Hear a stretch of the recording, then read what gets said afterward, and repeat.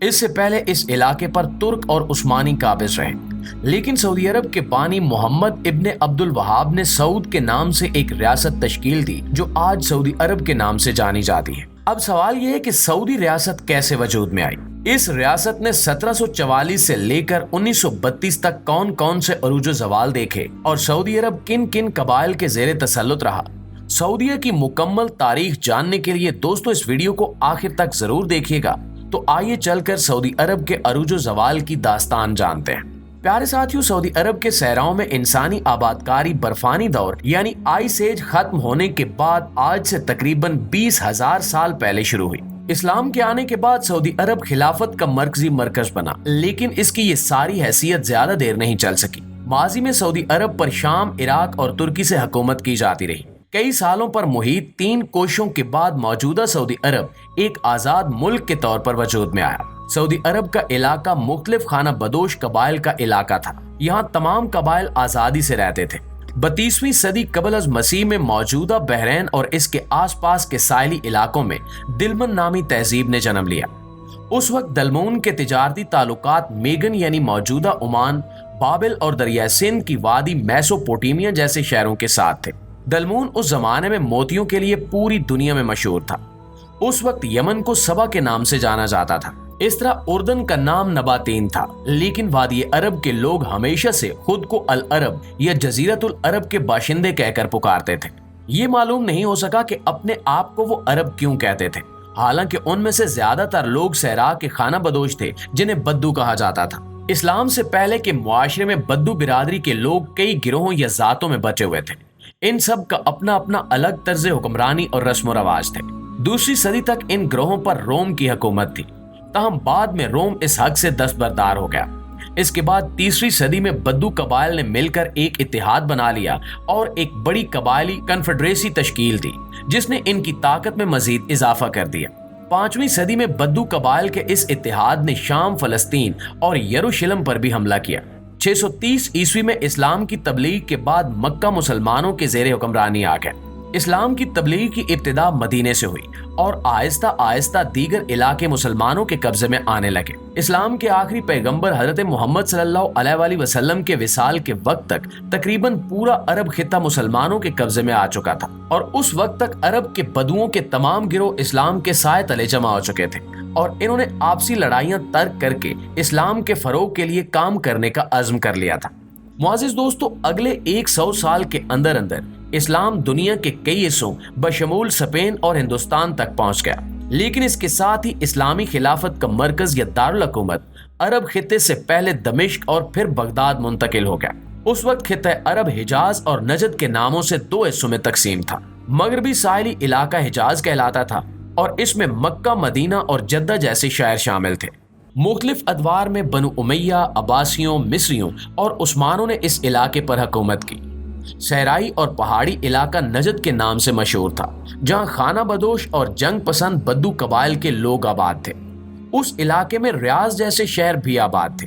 اس علاقے پر کبھی کسی غیر ملکی طاقت کا راج نہیں رہا اور یہاں کے لوگوں نے ہمیشہ خود کو آزاد سمجھا ہے۔ 1557 میں عثمانی حکمران سلیمان سلیم اول کے ہاتھوں شام اور مصر پر حکمرانی کرنے والے مملوکوں کو شکست کے بعد ترکوں نے حجاز کا کنٹرول حاصل کر لیا۔ سلطان سلیم نے خود کو مکہ کا محافظ قرار دیا اور بعد ازاں ترک سلطنت کو بحیرہ احمد کے ساتھ دوسرے عرب علاقوں تک پھیلا دیا، لیکن اس کے باوجود عرب کا ایک بڑا حصہ آزاد رہا۔ دوسری جانب جدید سعودی عرب کے بانی محمد بن سعود نے 1744 میں سعودی عرب میں پہلی ریاست قائم کی۔ تاریخ بتاتی ہے کہ محمد بن سعود ریاض کے قریب واقع دریا نامی علاقے میں آباد ایک قبیلے کا سربراہ تھا۔ اس نے عرب مذہبی رہنما محمد ابن عبد الوہاب کی مدد سے خلافت عثمانیہ سے علیحدگی اختیار کر لی اور امارات دریا کے نام سے ایک مملکت قائم کی، جو تاریخ کی پہلی سعودی ریاست تھی، مگر یہ ایک طرز کی شہری ریاست تھی۔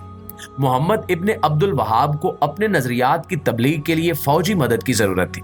دوسری طرف محمد بن سعود کو ایک آزاد عرب قوم کی تشکیل کے لیے مذہبی حمایت کی ضرورت تھی۔ یہی وجہ تھی کہ سعودی عرب کے ان دونوں بانیان نے مل کر نجد کو متحد کرنے کی کوشش کی۔ محمد ابن سعود کے بعد اس کے جانشین عبد العزیز نے عثمانی حکمرانوں کو شکست دی اور کربلا سمیت عراق کے کچھ علاقوں پر قبضہ کر لیا۔ उस जमाने में नजद और हिजाज हुक्मरान खानदानों की आपस में शादी के जरिए वो मुत्तहद हो गए। सन 1803 में मोहम्मद इब्ने सऊद की एक जानलेवा हमले में मौत के बाद उनके बेटे सऊद बिन अब्दुल अजीज ने मक्का और मदीना पर भी कब्जा कर लिया, लेकिन तुर्कों के मुसलसल हमलों की वजह से ये रियासत ज्यादा दिन कायम न रह सकी।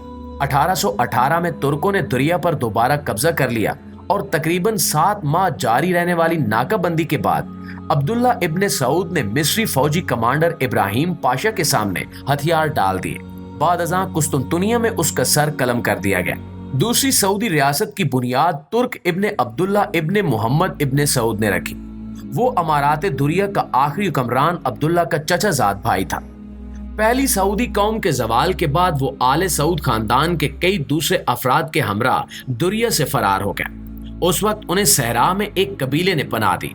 प्यारे दोस्तों, सऊदी तारीख के नामवर मुअर्रिख मदाबी रशीद अपनी किताब सऊदी अरब की तारीख में लिखते हैं कि तुर्की इब्ने अब्दुल्ला ने 1823 में तुर्की और मिस्र के खिलाफ जंग शुरू की और बिलाखिर रियाज और दरिया पर दोबारा कब्जा करने में कामयाब हो गए। उन्होंने इमारात नजद के नाम से दूसरी सऊदी रियासत के कयाम का ऐलान किया, जिसका दारुल हुकूमत रियाज था, लेकिन ये रियासत भी ज्यादा देर न चल सकी। 1834 में तुर्की इब्ने अब्दुल्ला को उनके एक कजन ने कत्ल कर दिया। इसके बाद 1891 में दूसरी सऊदी रियासत भी खत्म हो गई। उसके आखिरी हुक्मरान अब्दुल रहमान बिन फसील ने अपने बेटे अब्दुल अजीज के साथ मिलकर एक बद्दू कबीले मर्रा के पास पनाह ली। यहाँ सवाल ये पैदा होता है कि जदीद सऊदी रियासत कब और कैसे बनी। तो तारीखी आदाद शुमार के मुताबिक अब्दुल अजीज बिन अब्दुल रहमान बिन फैसल, जो इब्ने सऊद के नाम से मशहूर हैं, इन्होंने 1902 में रियाज पर कब्जा करने के बाद तीसरी बार सऊदी रियासत कायम की। तहम इसे एक आजाद रियासत के तौर पर तस्लीम नहीं किया गया। इब्ने सऊद जब रियाज पर कब्जा करने निकले तो इनके साथ महज 40 लोग थे, लेकिन रियाज के रास्ते में बद्दू कबीले के बहुत से लोग इनके गिरोह में शामिल हो गए। उस वक्त सऊदी अरब के बेशतर इलाके बशमूल मक्का और मदीना खिलाफत उस्मानिया के जेर हुक्मरानी थे।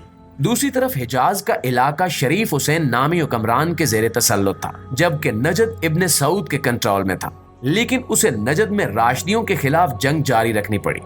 उस वक्त बरतानिया, फ्रांस, जर्मनी और रूस समेत कई गैर मुल्की ताकतें इस इलाके पर कब्जा करने की कोशिश कर रही थी। पहली जंग अजीम शुरू होने के बाद शरीफ हुसैन अंग्रेजों के साथ शामिल हो गए और उस वक्त बरतानवी फौज ने सल्तनत उस्मानिया के खिलाफ जंग में अरबों की मदद की।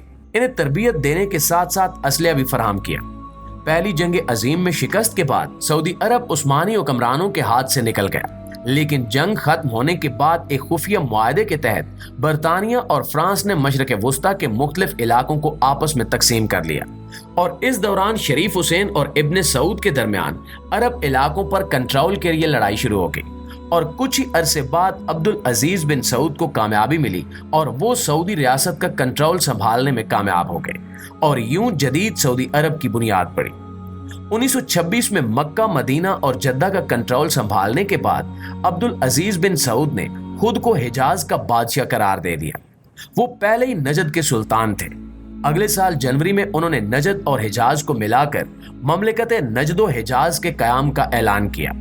बाद अज़ां उन्होंने बरतानवी हुकूमत के साथ एक मुआहदे पर दस्तखत किए, जिसके बाद इस रियासत को तस्लीम कर लिया गया। 18 सितंबर 1932 को इब्ने सऊद ने एक शाही फरमान जारी किया, जिसमें हिजाज और सऊद को एक मुल्क करार दे दिया गया और चंद ही महीनों बाद इस मुल्क का ऑफिशियल नाम सऊदी अरब रख दिया गया।